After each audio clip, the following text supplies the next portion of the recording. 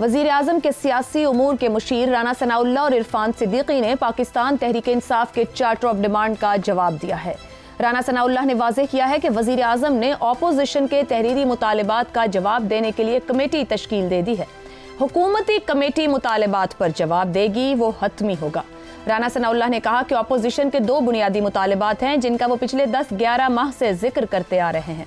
Opposition का मुतालिबा था कि तमाम मुकदमात सियासी तौर पर बनाए गए हैं, जिस पर हमने उन्हें कहा था कि आप हमें FIR के नंबर्स फराहम करें कि किन सियासी वर्कर्स के खिलाफ ऐसे मुकदमात बनाए गए हैं, लेकिन उन्होंने इस हवाले से किसी किस्म की तफसीलात फराहम नहीं की। ऑपोजिशन ने अपने चार्टर ऑफ डिमांड में कहा कि वफाकी हुकूमत 2 कमीशन कायम करे और इन कमीशन की सरबराही या चीफ जस्टिस ऑफ पाकिस्तान करें या फिर सुप्रीम कोर्ट के 3 सीनियर तरीन जजेस में से किसी को भी सरबराही दी जाए। ये कमीशन इंक्वायरी एक्ट 2017 के तहत बनाए जाएं। राना सनाउल्लाह कहते हैं कि तहरीरी मुतालिबात में कहा गया है कि कमीशन 9 मई को इमरान खान की गिरफ्तारी की तहकीकात करे, तो ये मामला तो पहले से सुप्रीम कोर्ट में है और इस पर पहले से ही जुडिशल रिव्यू हो चुका है, तो इसमें दोबारा चीफ जस्टिस किस चीज़ की इंक्वायरी करेंगे। इसी तरह कमीशन को इस्लामाबाद हाई कोर्ट की हदूद में रेंजर्स की जानिब से इमरान खान की गिरफ्तारी की कानूनी हैसियत और जिम्मेदारान के खिलाफ तहकीकात का कहा गया है। इस मामले पर भी पहले ही जुडिशल एक्शन हो चुका है। इस पर तो उस वक्त ही इस्लामाबाद हाई कोर्ट ने नोटिस ले लिया था। ऑपोजिशन ने यह मुतालिबा भी किया है कि कमीशन 9 मई को इमरान खान की गिरफ्तारी के वक्त के हालात की तहकीकात करे कि किन हालात में गिरोहों या अफराद को आला सिक्योरिटी मकामात तक रसाई मिली। राना सनाउल्लाह ने कहा कि ये तमाम केसेस इंसदाद दहशतगर्दी की अदालत में चल रहे हैं, जबकि कुछ के मिलिट्री कोर्ट्स में फैसले हो चुके हैं। ये तमाम केसेस पहले ही अदालतों में हैं, तो अब इनका नए सिरे से कमीशन बनाने का मैंडेट भी नहीं है कि केसेस अदालतों में किसी भी सतह पर चल रहे हों तो इसमें कमीशन क्या कर सकता है। राना सनाउल्लाह ने कहा कि PTI ने यह मुतालिबा भी किया है कि कमीशन ये भी देखे कि लोगों को किन हालात में गिरफ्तार किया गया। इस पर जितने भी केसेस चल रहे हैं वहां सब कुछ बताया गया है कि कौन, कहां से और कैसे हिरासत में लिया गया। उनका कहना था कि पाकिस्तान तहरीक इंसाफ के मुतालिबात प्रोपेगेंडे के अलावा कुछ नहीं। PTI का चार्टर ऑफ डिमांड झूठ के सिवा और कुछ नहीं। इन मुतालिबात का तो कोई जवाब ही नहीं बनता।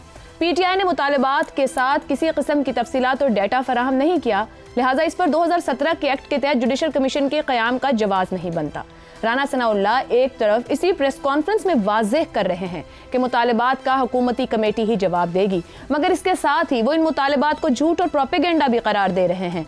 ऐसे में क्या पाकिस्तान तहरीक इंसाफ को उसके चार्टर ऑफ डिमांड का जवाब आज ही मिल गया या फिर अभी चौथी नशिस्त का इंतजार करना ही मुनासिब रहेगा? इसी पर गुफ्तगू करेंगे। पैनल में हमारे साथ हैं रजा रूमी, ज़ैगम खान, शहजाद चौधरी और हमाद गजनवी साहब। आज एक जानिब चार्टर ऑफ डिमांड रखा गया, दूसरी जानिब चार्टर ऑफ डिमांड के बाद राना सनाउल्लाह और इरफान सिद्दीकी ने जो प्रेस कॉन्फ्रेंस की है, उसी पर आप सबके लिए सवाल। चार्टर ऑफ डिमांड, प्रोपेगेंडा और झूठ, इन मुतालिबात का कोई जवाब नहीं बनता। हुकूमती मुज़ाकराती कमेटी में शामिल 2 अरकान का मौक़िफ़, हुकूमती मौक़िफ़ देने में ज़रूरत से ज़्यादा जल्दबाजी क्यों? ज़ैगम साहब, ये हुकूमत खुद मानती थी कि लिख के दो, लिख के देंगे तो कुछ कर सकेंगे, हमें पता चलेगा हम कहाँ तक जा सकते हैं, हम क्या कर सकते हैं, क्या डिलीवर कर सकते हैं। अभी चंद घंटे के अंदर इतनी जल्दी क्या थी राना सनाउल्लाह और इरफान सिद्दीकी साहब को? क्यों इस जल्दबाजी का मुजाहिरा किया गया है? देखिए, ये हैरान कुन है, बहुत हैरान कुन है कि आज उन्होंने तहरीरी जो मुतालबात हैं वो इनको पेश किए, जो ये खुद कह रहे थे कि पेश करें। फिर ये कह रहे हैं कि वज़ीर आज़म साहब ने एक पूरी कमेटी बना दी है जिसमें बहुत सी सियासी जमातें शामिल हैं जो इनका जवाब देगी और तहरीरी जवाब देगी। तो फिर आप जो इतने सीजन पॉलिटिशियंस हैं, राना सनाउल्लाह साहब, इरफान सिद्दीकी साहब, आप क्यों पहले तोप चला रहे हैं? अब कमेटी के लिए क्या काम रह गया? जिस इतनी बड़ी कमेटी को आपने बनाया है जिसमें दूसरी सियासी जमातों को शामिल किया है, जो इस पर गौर करेगी, तो अब क्या करेगी? अब इंतहाई अफसोसनाक है कि पहले ही आपने पूरा फैसला सुना दिया कि इनका जवाब दिया ही नहीं जा सकता। जवाब नहीं दिया जा सकता तो फिर कमेटी क्यों बनाई है? एक एक चीज को आपने उधेड़ कर रख दिया। देखिए, जब भी मुज़ाकरात शुरू होते हैं तो मुज़ाकरात के लिए जो डिमांड रखी जाती है वो इंतहाई डिमांड्स होती हैं, मैक्सिमलिस्ट होते हैं, और जब बात चलते चलते आगे जाती है तो वो कहीं से कहीं पहुंच जाती है। तो अगर दूसरी पार्टी संजीदा हो तो वो ये नहीं कहते कि तुम्हारे मुज़ाकरात जो हैं, तुम मुज़ाकरात के लिए जो डिमांड लाए हो उनका कोई सर पैर नहीं है, हम इसको नहीं मानते। चले आप ये बात भी कह दें, लेकिन तब कहें ना जब आप साथ बैठें। आपका काम ये है कि आप मिडिल ग्राउंड ढूंढें। अगर ये बातें काबिल कबूल नहीं हैं तो आप पीटीआई को बताइए कौन सी चीज़ें आपको काबिल कबूल हैं। दरमियानी रास्ता आपने ढूंढना है ना, तो आप वो दरमियानी रास्ता बताएं। आप कह रहे हैं कि 2 कमीशन इस वजह से नहीं बन सकते, तो आप बताएं फिर क्या हो सकता है। अगर आप ये कह रहे हैं कि सियासी कैदी रिहा नहीं हो सकते, आप कह रहे हैं कोई इनफैक्ट सियासी कैदी ही नहीं है। अब देखिए, आपने पहले ही फतवा दे दिया कि कोई सियासी कैदी नहीं है। क्या पाकिस्तान में इसको कोई तस्लीम करेगा कि इस वक्त पाकिस्तान में कोई सियासी कैदी नहीं है? हुकूमत ने पीटीआई की कोई पकड़ धकड़ नहीं की। कितने लोग हैं जिनको पकड़कर छोड़ा गया है? जिस सैकड़ों लोगों को पकड़कर छोड़ा गया वो सियासी कैदी नहीं थे तो क्या थे? तो ये कैसे कह सकते हैं इस वक्त कोई सियासी कैदी नहीं है सिरे से? आपने उनसे लिस्टें मांगी, बहुत अच्छी बात है, मजीद उनको टाइम दें, उन्हें कहें कि आप जो है वो लिस्टें फराहम करें, ये आगे बात चलनी चाहिए। मेरा ख्याल है आज तो इस तरीके से किया है इस हुकूमत ने कि जिस तरीके से वो मुज़ाकरात को सबूटैज करना चाहती है, और उनको आज जो दूसरा एक वाक़या हुआ उसकी वजह से सबूटैज करने का मौका मिल गया। और इससे ये जाहिर हो रहा है कि ये हुकूमत यही चाहती है कि ये झगड़ा चलता रहे, पीटीआई और इस्टेब्लिशमेंट में मामला इसी तरह चलता रहे और उसका वो मुकम्मल फ़ायदा उठाएं। कोई सुलह की सूरत निकले ही ना, सुलह की सूरत को वो सबूटैज करना चाहते हैं। तो मेरे ख्याल में ये इंतहाई अफसोसनाक है।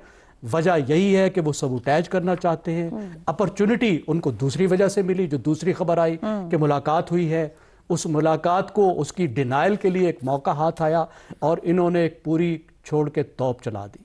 पाकिस्तान को मुसालहत की ज़रूरत है। अगर पीटीआई पीछे हट रही है तो ये अच्छी बात है।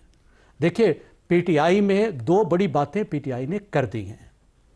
पीटीआई ने ही ये किया है ना कि जो अली अमीन गंडापुर हैं उन्होंने इस बात को तस्लीम कर लिया कि 9 मई के वाक़यात में उनके नौजवान शामिल थे जी। ये एक बड़ा मुतालबा था ना, इस मुतालबे को उन्होंने एक लिहाज से तस्लीम कर दिया और उन्होंने कहा कि उनसे गलती हुई, तो वो थोड़े से पीछे हट गए ना। दूसरी बात, वो ये भी मान चुके हैं कि हुकूमत के साथ हम बात करेंगे, जो उनको कहा गया था कि आप बात हुकूमत से बिल्कुल करो। सही, और लिख के लाके दे दिया उन्होंने बात करनी शुरू कर ली, तो उन्होंने भी देखिए तस्लीम कर लिया ना एक तरीके से। जब आप साथ बैठ गए हैं तो आपने उनकी लेजिटिमेसी तस्लीम कर ली, उन्होंने आपकी लेजिटिमेसी तस्लीम कर ली, आपके साथ बैठ गए। जो पहले वो दर्जन भर मुतालबात कर रहे थे उनसे हट के सिर्फ 2-3 मुतालबात पर आ गए।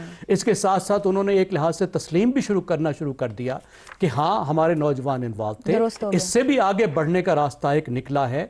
तो मेरा नहीं ख्याल कि ये आज कोई अच्छा काम किया है। ठीक हो गया। असल सवाल यही है कि हुकूमत ने जल्दी क्यों की? आप चंद दिन ठहर कर सोच विचार करके भी बात कर सकते थे या रिस्पॉन्ड कर सकते। रजा रूमी साहब, उसके बाद आपसे कुछ देर पहले, ये प्रोग्राम के आगाज से चंद मिनट पहले, पीटीआई की जानिब से भी रद्द-ए-अमल दिया गया। ये जो प्रेस कॉन्फ्रेंस की गई राना सनाउल्लाह और इरफान सिद्दीकी साहब की जानिब से, उन्होंने कहा ये फ्रस्ट्रेशन पर मबनी थी, कुछ नहीं कर सकते थे तो हमारे साथ बैठे क्यों? कमीशन नहीं बनाना था तो मुज़ाकरात क्यों कर रहे थे? रवैया मुज़ाकरात से भागने का है, हम मुतालिबात से पीछे नहीं हटेंगे। अभी हम कल तक बात कर रहे थे कि वहां थोड़ी खामोशी क्यों नहीं रखी जाती पीटीआई के एंड पे लीडरशिप की तरफ से, क्यों सबोटैज किया जाता है बात को बार बार? अभी ज़ैगम साहब ने कहा ये सबोटैज करने की कोशिश है। ये दोनों जानिब इतनी गैर संजीदगी, पॉलिटिशियंस हैं, पार्लियामेंटेरियंस हैं, आप एक सीरियस नेचर के मामलात लेकर पाकिस्तान की बात करते हैं, मुज़ाकरात की मेज पर आए। अब आज क्या कहा जाए? अब क्या हुकूमत सबोटैज करना चाह रही है इन मुज़ाकरात को?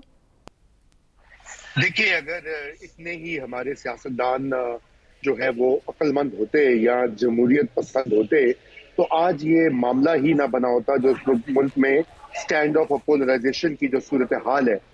दर हकीकत वाकया यही है जो ज़ैगम खान साहब ने कहा है कि ये जो मुज़ाकरात हैं और खुसूसन जो आप प्रोग्राम के अगले हिस्से में बात करेंगी बराह रास्त इस्टेब्लिशमेंट और पीटीआई के रवाबित जो है, उससे हुकूमत को तो फायदा कोई नहीं है।